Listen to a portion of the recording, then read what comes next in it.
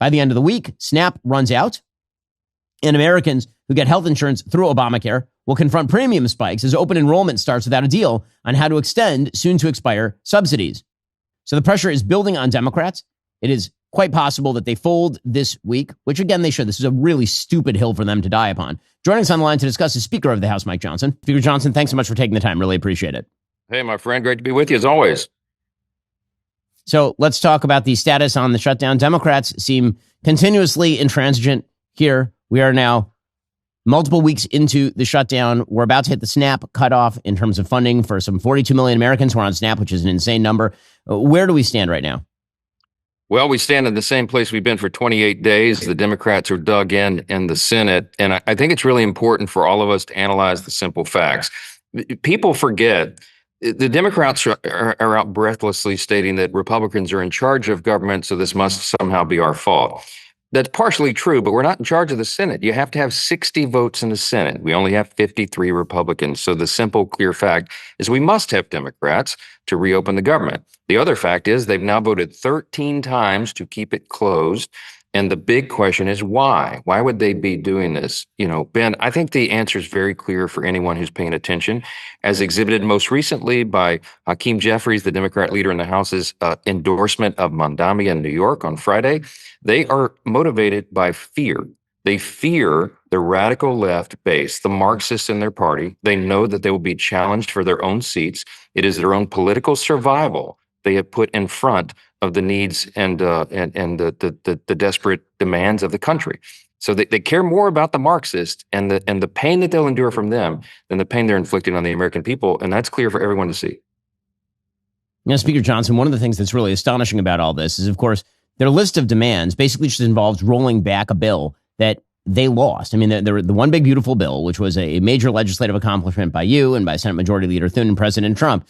They don't like it. And so now I guess their goal is they want to roll back many provisions of the OBBB in order to, I suppose, achieve a victory they couldn't have achieved any other way. And they are holding up the workings of government in order to do this. I've never seen a shutdown where the side that was demanding change was not blamed for the shutdown. Typically speaking, the side that is calling for a continuing resolution is usually considered properly, I think, by the American people to be the side that actually would like to keep the government open because it is just a continuation of government funding at current levels. It's Democrats who are demanding major changes. What are the major changes they're demanding here for those unfamiliar?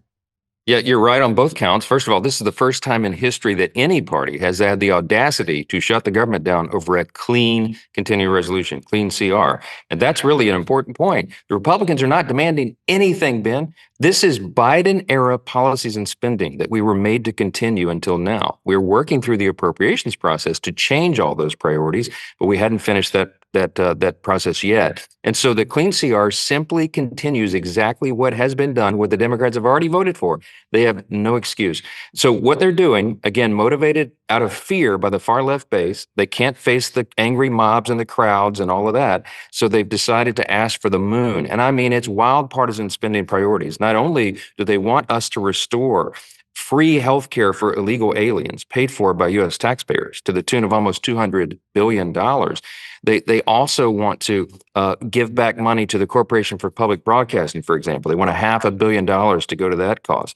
They want to give money to all these boondoggle foreign spending priorities again. I mean, it's crazy things. They want, $4 million, for example, one of the line items that would go to LGBTQ whatever the acronym is, plus, awareness campaigns in foreign countries. They want to spend money in the Horn of Africa to promote feminist ideals. I mean, all this kinds of stuff that the American people have had enough of. During the DOGE effort, early in this Congress and the administration, we recognized all the amazing abuses and fraud and waste that was being spent, and we fixed all that. They want to restore it. And by the way, they want to cut the $50 billion the Republicans put in that big bill to prop up our rural hospitals. They can't claim they're about health care. They want to take that away from red states and rural areas. So it's filled with all sorts of nonsense that they absolutely know, Ben, we could never go for.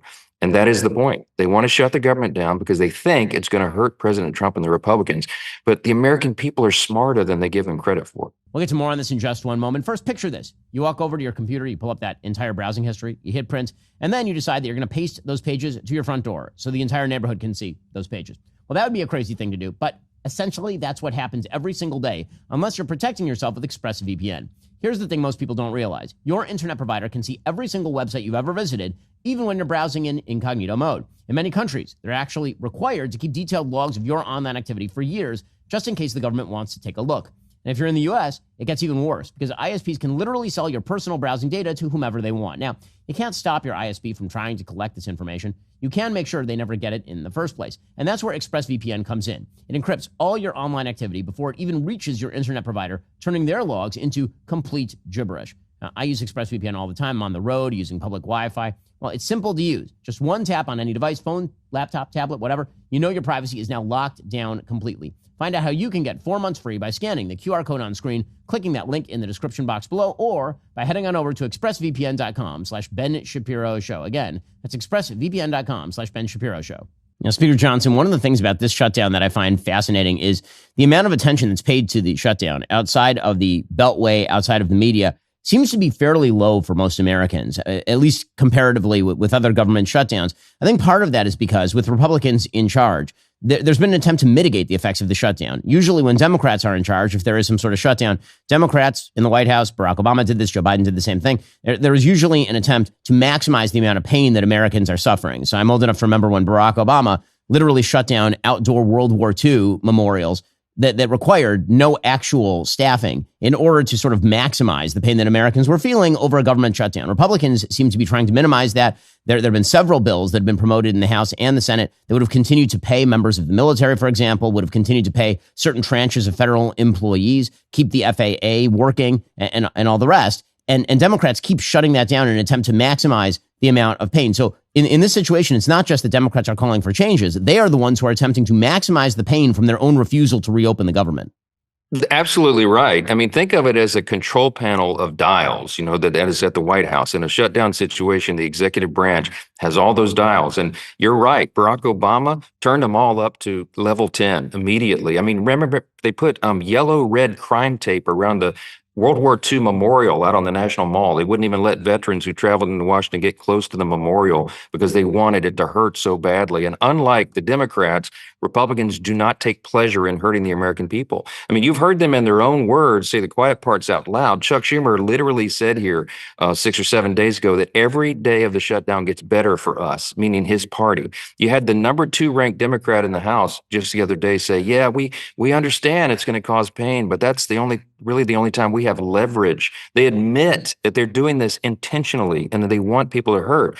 Conversely, you got the President Trump who doesn't want it. He's moving money around trying to find unobligated funds to cover troop pay and to cover SNAP benefits and all these other things. But we are running out of that money. And this is a desperate, serious time. Real Americans feeling real hardships because the Democrats are here playing politics and running away from the Marxists and their party. That is just clearly and simply exactly what's going on. And history will tell the story here of who imposed this pain. I think people are waking up to it. Speaker Johnson, when we look at the future of this shutdown, can you lay out for us sort of the calendar of the things that are slated to happen if the shutdown continues? Because while the shutdown has not been, I think, at the forefront of most people's imagination right now, that's going to change very shortly as the calendar progresses. It is really by the end of this week, because the heroic measures that we discussed that the president and the administration have taken to mitigate the pain, we're running out of those funding sources. So there's a real question, as you and I speak right here, about whether the troops will get paid at the end of this month. We got them paid mid-month. We don't know if the next check is there. We had some benevolent donor give, everyone knows famously, $130 million. That's really a drop in the bucket when you have so many active duty military personnel, 1.4 million of them. That's a lot of funds that are needed to make sure their families are paid. And think of it, these are young soldiers and airmen and sailors many of whom are deployed around the world defending American interest and our safety. And they've left young families at home. And they're, for example, young moms. I know in my district, I have a big military district, 2 major bases there. And we've got young families, young moms with, 2 or 3 kids, and they live paycheck to paycheck. And they're not going to get that paycheck because the Democrats are playing games. You have TSA agents and Border Patrol agents and air traffic controllers. Guess what? If you have plans to travel in the coming weeks, you better factor in delays and maybe canceled flights, because as Secretary of Transportation Sean Duffy said here in a press conference a couple days ago with me, he wants you to be on time, but he'd rather you be late then jeopardize your safety. So if we don't have people in the towers because they're not getting paid and the stress level's too high, they're going to cancel the flights. They have no choice. So it's just going to reverberate all the way through the economy and to every community around the country. SNAP benefits are going to dry up November 1. We have 42 million Americans who depend upon that for food. Literally, it's food stamps as we used to know it. That funding is no longer going to be available. We had the small business administrator, Kelly Loeffler, with us at our press conference yesterday, and she explained how small businesses, which provide like 99% of the jobs in America, are really struggling because so many of them have government contracts that have been delayed, and it just goes on and on throughout the society. You have veteran services, health services for the elderly and disabled. All the things that the federal government provides have been turned off by the Democrats, and it cannot be emphasized enough, Ben. We have voted 13 times to open the government. They have voted 13 times to shut it down, and they have no way out of it. They have painted themselves into a corner. Everything they're asking for cannot be delivered, and they know that. And so it seems they're taking great pleasure in causing all this chaos around the country, and it's just disgusting to us. Well, Speaker Johnson, obviously we'll keep an eye on everything that's happening. We appreciate your stalwartness and your leadership in the House of Representatives. You have a very rough job, and you've done an amazing job with that very, very difficult job, as we've discussed many times before. Thanks so much for your time. Thanks for stopping by. Great to be with you, my friend. Keep up the great work. Well, that's all for now, folks. Don't forget to like, subscribe, and comment your thoughts down below. Be sure to check out all of the other great content on my channel. I'll see you here next time.